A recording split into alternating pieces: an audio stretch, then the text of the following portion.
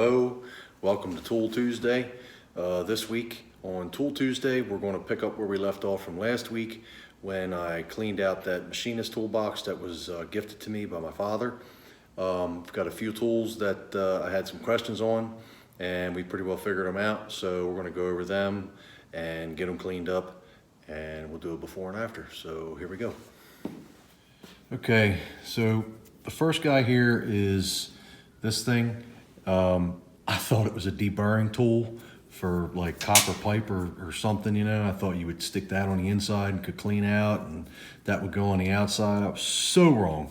It's kind of light duty, and why would it have graduations on it? But anyhow, what it is called, it is a center gauge, and it is for, you would use it to line your tool up for thread cutting on a lathe. So what you would do is, let's say you have a bolt sticking out here like this that you want to put cut threads on. So you would set the center gauge would go on against your metal stock that you want to cut, and you would line your tool up, your cutting tool, on your tool post. You would want to get centered up in the groove in there to make sure your tool post isn't crooked or whatever, so you get the right pitch on your threads and everything. So that is a center gauge. So we're going to clean this guy up real quick, and let me grab another one and we'll go over that.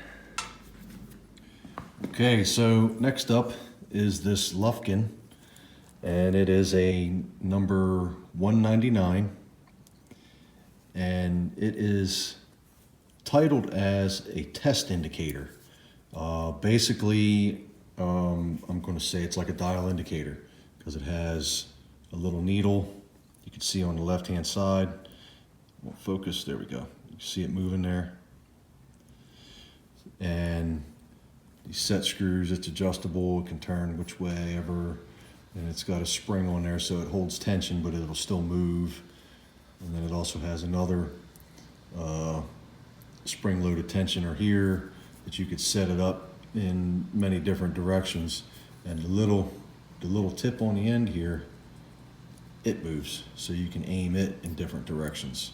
So it's basically, you know, like a dial indicator would be, only this is I guess, I don't know what you would call, not analog, but a different version of that. I found some pictures online. This would have been in a set. There would have been a few more pieces with this. I think there were some different pieces that went.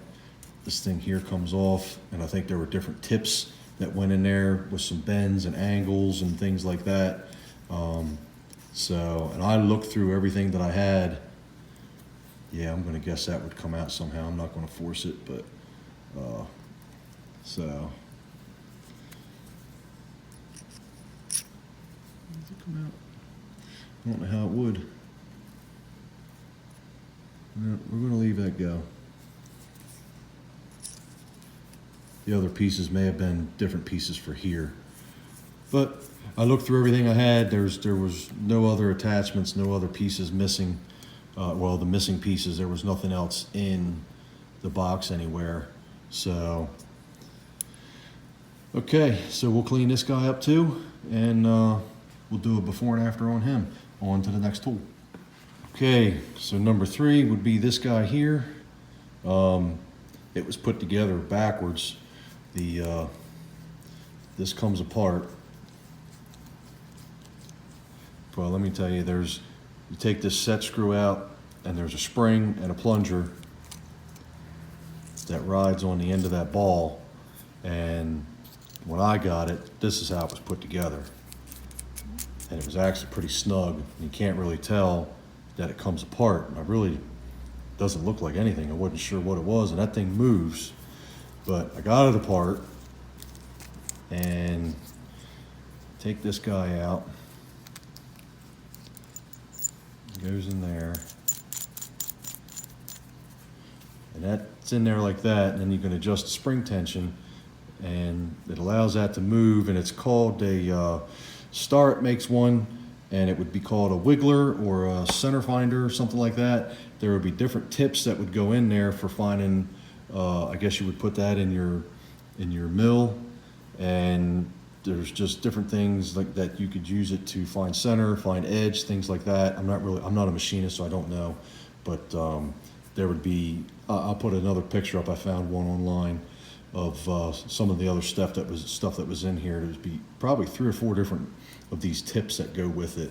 So that's what that is, a center finder or wiggler, and that's the third tool, and we're going to move on to the next one.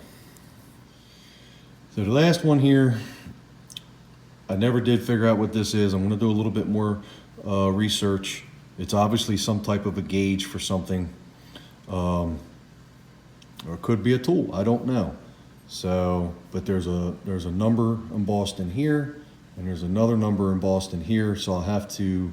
There's no other cartouches or maker's marks or anything like that. So I'll get him cleaned up so I can see the numbers a little better, and I'll just do a number search on, I don't know, probably either a gauge or something like that. I'm not really sure. Pin gauge, I don't know, but never did find out what this guy is.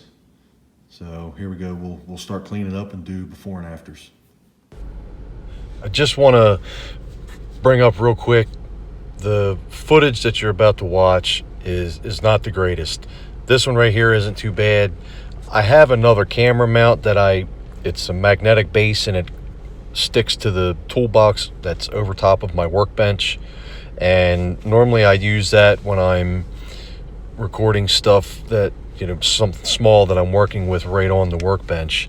I didn't even think about it this go round. I don't know why, and so I don't want to say it ruined the footage, but a lot of the clips that you're about to watch are pretty much covered by my hand. The item's so small, I didn't even think about the size of it, that it's pretty much my hand's going to just swallow it, and you're not going to really see what I'm doing or working on. So, but I didn't want to waste the whole video, and I can't undo all the work that I did to them. So I just sped everything up a lot more than I normally do, and just tried to make the best of it. So